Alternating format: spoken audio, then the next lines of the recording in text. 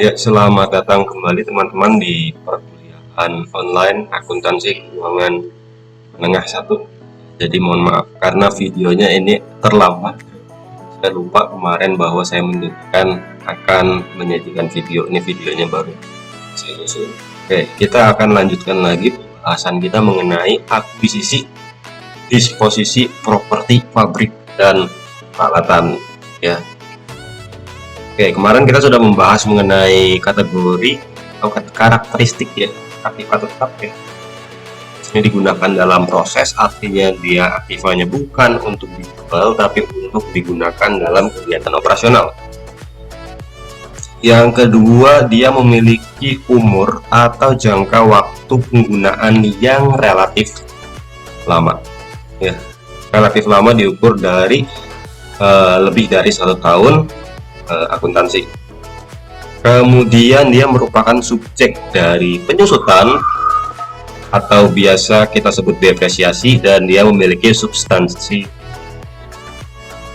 Kemarin kita juga sudah bahas bahwa yang namanya aktiva tetap itu akan dinilai berdasarkan biaya historisnya.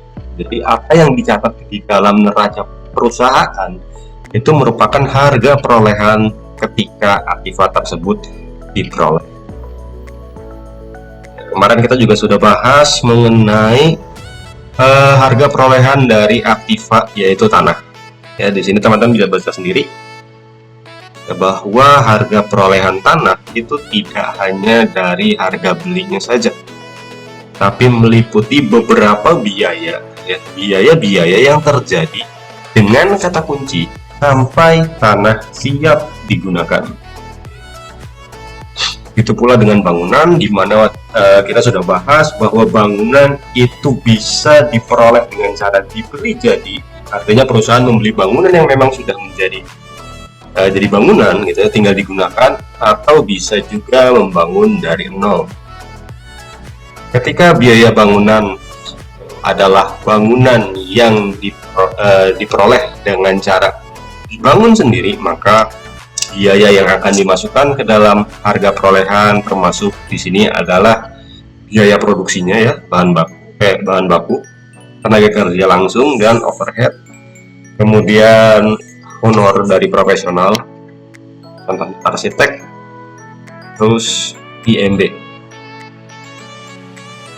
Kemarin sampai sini ya, habis itu mati gangguan Google Meet-nya ya.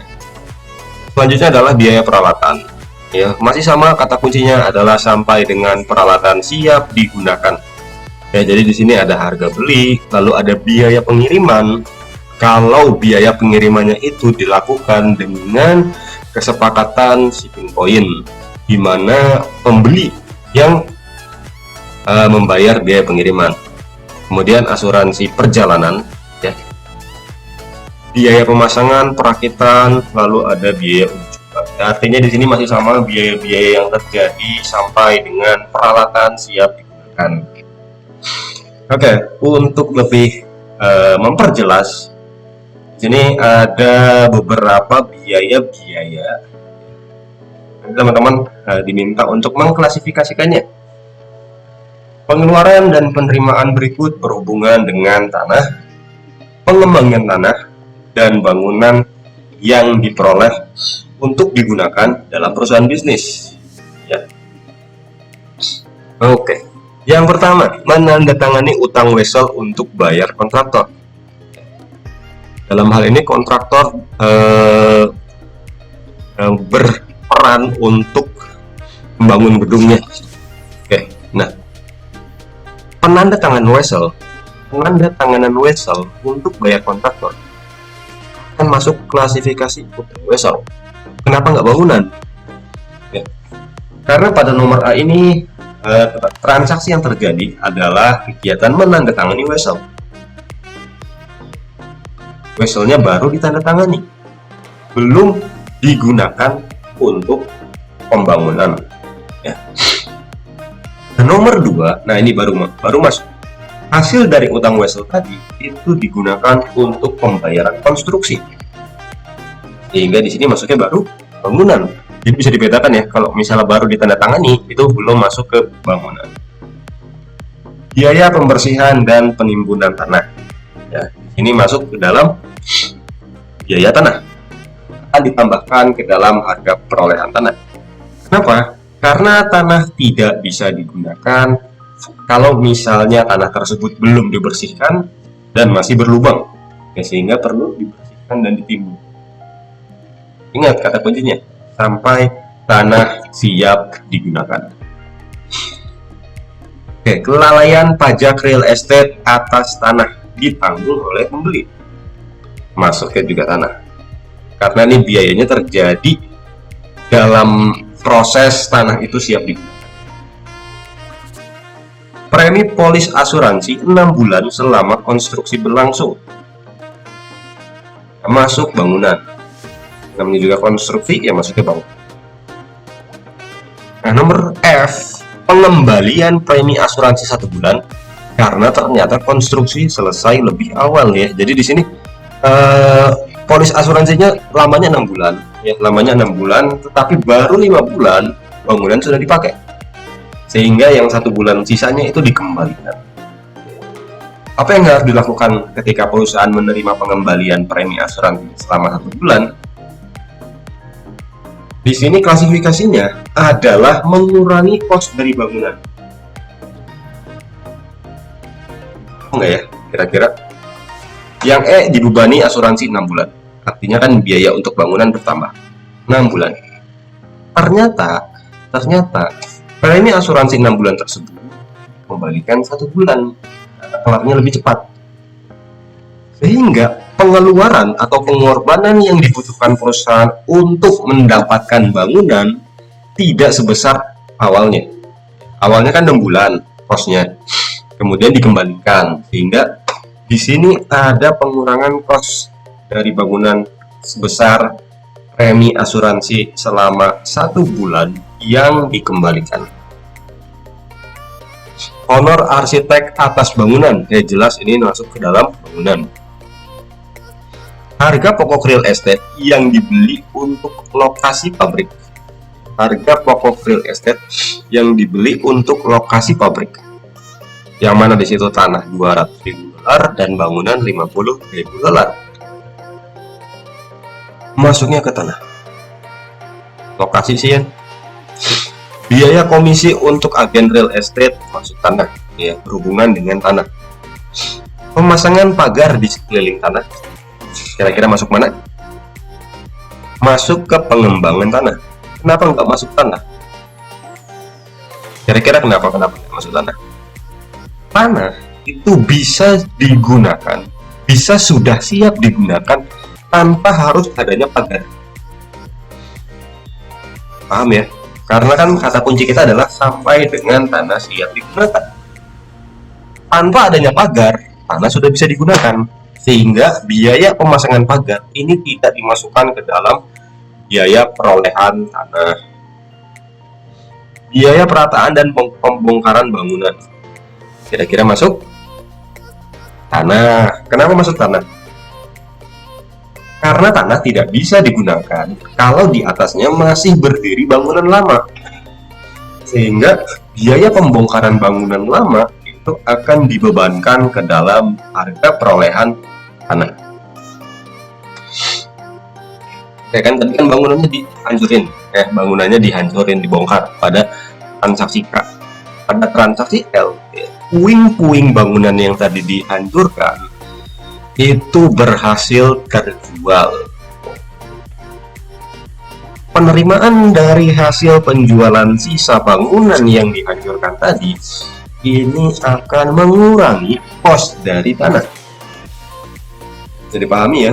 Jadi biaya yang dikeluarkan perusahaan untuk memperoleh tanah itu berkurang karena ada pengembalian dari hasil penjualan.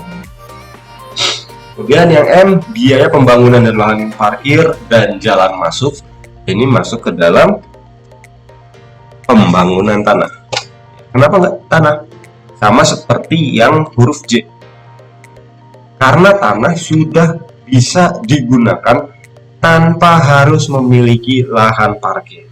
Ya, jadi fokusnya adalah ke tanahnya, kesiapan tanah untuk digunakan. Oke, kita masuk ke dalam apa yang disebut dengan kapitalisasi bunga. Pada kasus bangunan yang diperoleh dengan cara membangun sendiri,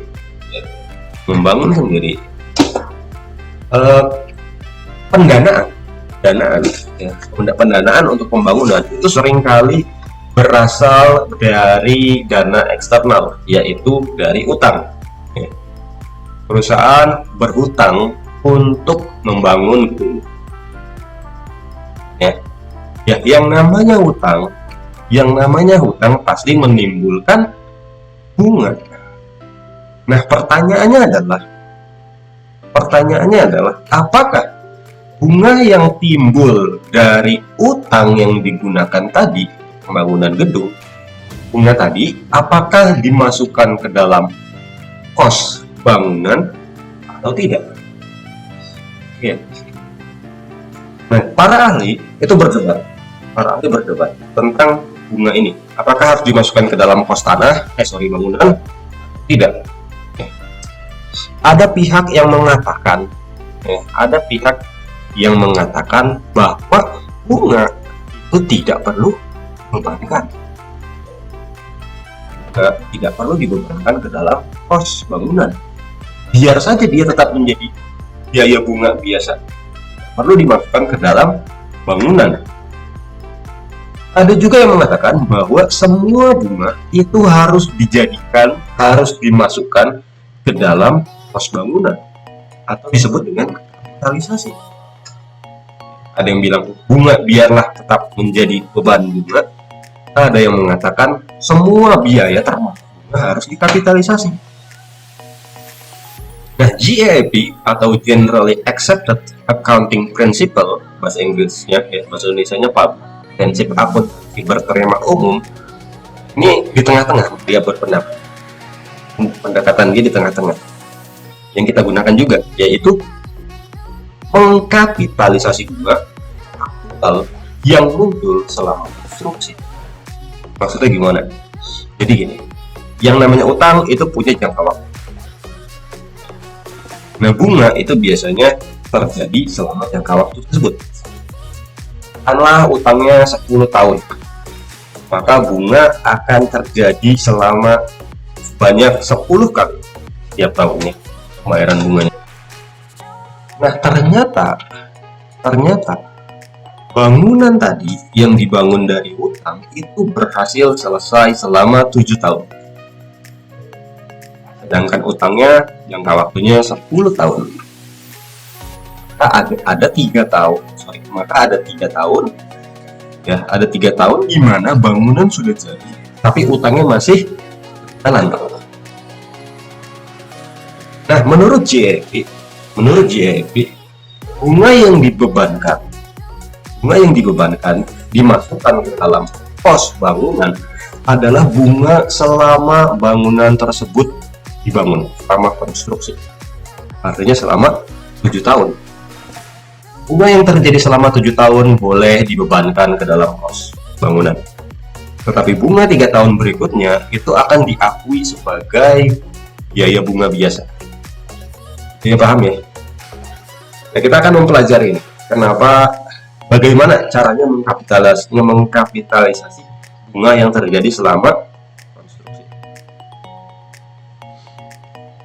Oke. Nah, ini sebelum masuk ke dalam perhitungan, ada 3 hal yang mendasarkan perhitungan kapitalisasi bunga, yaitu asetnya, yang mana adalah bangunan biasanya, peralatan juga bisa sebenarnya.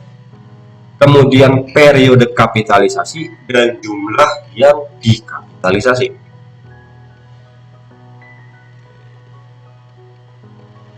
Nah, periode kapitalisasi itu dimulai pada saat pengeluaran pertama kali untuk aktiva telah dilakukan. Jadi misalnya hari ini mulai pertama kali pembangunan, nah berarti periode kapitalisasinya adalah hari ini. Kemudian berakhir ketika aktiva telah selesai dan siap digunakan. Kata kunci kita adalah aktiva siap digunakan.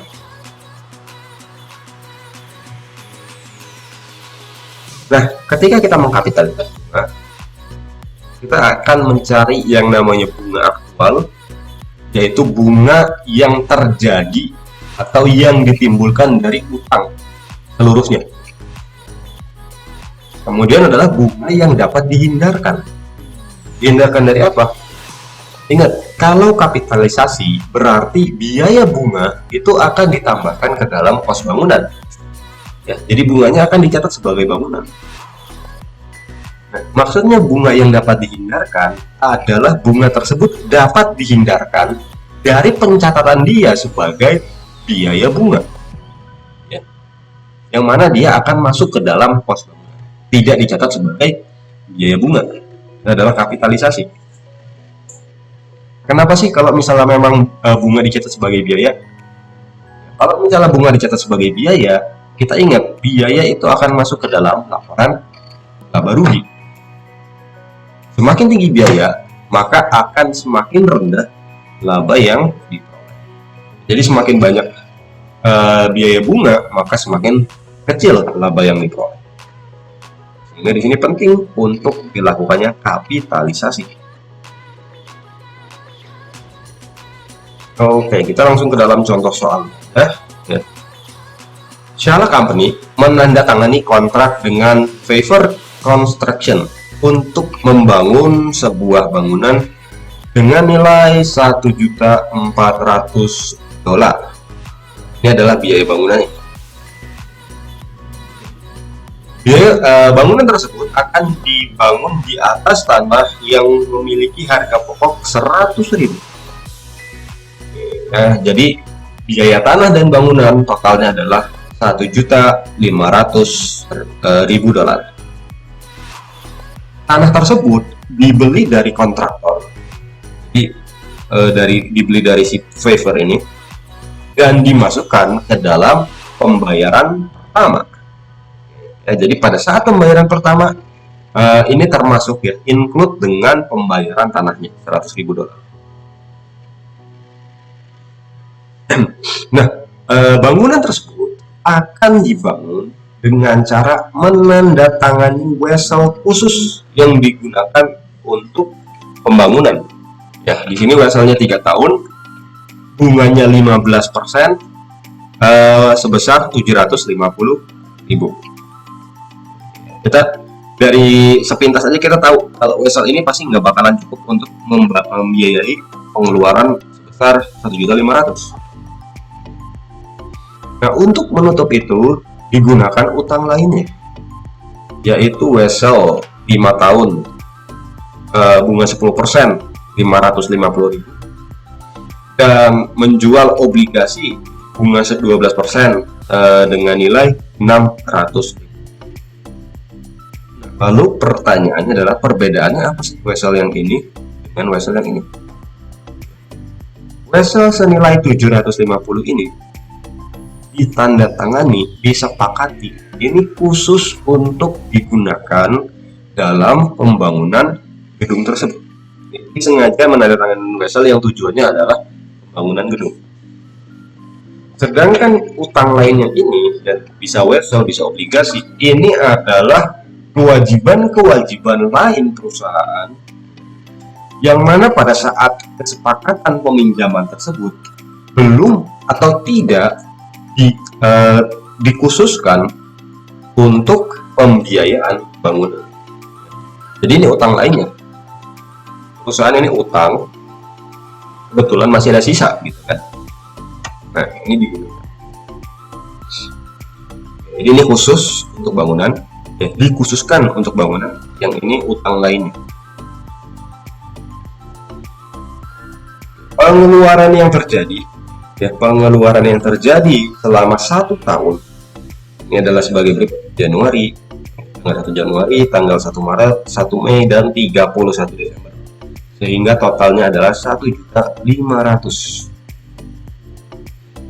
Sama ya dengan biaya bangunan ditambah dengan harga pokok dari 1.500.000. Kita akan menghitung kapitalisasi bunga.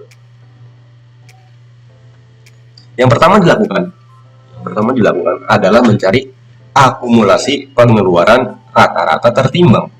Ya. Caranya adalah kita akan mengkapitalisasi pengeluaran-pengeluaran yang terjadi. Oke. Pertama, ya ini tadi adalah pengeluaran yang terjadi selama 1 tahun ya. 210, 300, 540 dan 450. Nilainya 1.500.000. Kemudian dikalikan dengan periode kapitalisasi. Ya. Tanggal 1 Januari dikali dengan 12/12. Kenapa? Kenapa 12/12? Karena jarak dari 1 Januari sampai dengan 31 Desember itu adalah 12 tahun. Ya. Jadi pengeluaran yang 210 ini periode kapitalisasinya adalah 1 tahun. Oke, kemudian biaya yang timbul pada tanggal 1 Maret 300.000 ini. Periode kapitalisasinya adalah 10/12. 12 ini adalah 1 tahun, 12 bulan ya. Nah, 10 ini adalah jarak dari 1 Maret sampai 31 Desember. Ya, dihitung aja. Maret, April, Mei, Juni, Juli, Agustus, September, November, Desember. 10/12. Begitu pula dengan yang Mei, dan terakhir adalah 31 Desember. Ya, karena di sini pengeluarannya terjadi pada tanggal 31 Desember, maka di sini periode kapitalisasinya adalah 0. Kemudian dikalikan. 210 dikali 12/12, 210. 300 dikali 10/12 sama dengan 250, dan seterusnya. Nah, setelah itu kita ketemu akumulasi pengeluaran rata-rata tertimbang berdasarkan periode kapitalisasi, yaitu 820.000 dolar. Ya, ini masih gampang ya. Nah, kemudian berikutnya, bentar. Oke. Tadi kita sudah menghitung, ketemu akumulasi pengeluaran rata-ratanya adalah 820. Ya. Nah, untuk membiayai pembangunan gedung ini, tadi diperoleh dari utang yang dikhususkan, yaitu sebesar 750, bukannya 15%. Ya enggak? Ya kan ya? Nah, sisanya ini akan ditutupi dari 2 jenis utang, yaitu adalah utang wesel 5 tahun 550 dan obligasi tahun 600.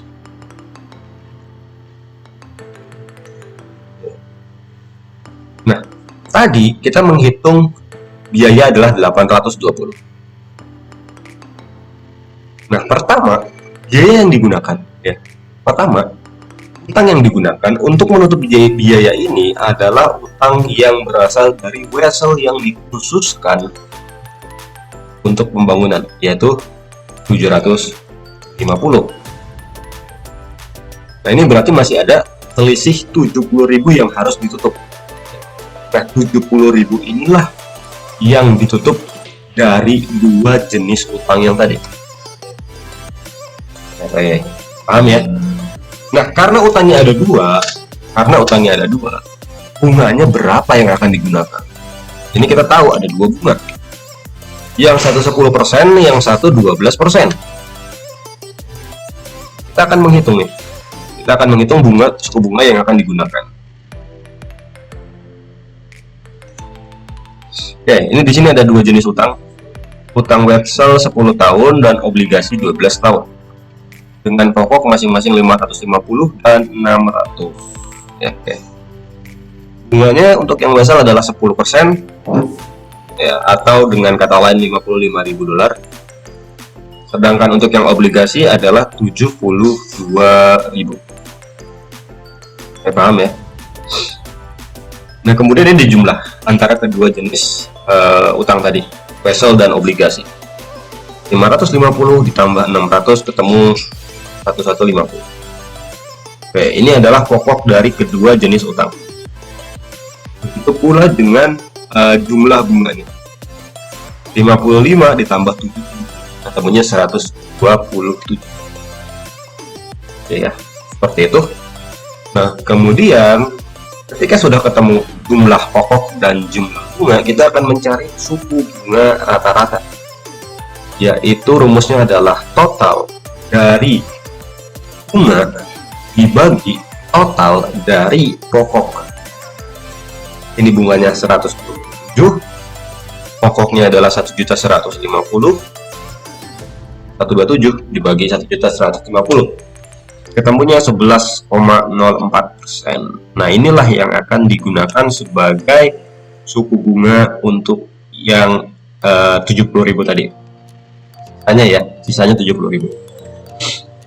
Nah, oke, kemudian berikutnya adalah tinggal dikali. 750 dikali 15%, ketemunya 112.500. Kemudian yang 70.000 dikali 11,04%, ketemunya 7.728. Sehingga ketika dijumlah, ini ketemu bunga yang dapat dihindarkan, yaitu 120.228. Artinya apa di sini? Artinya bunga sebesar ini boleh dimasukkan atau dibebankan ke dalam kos bangunan.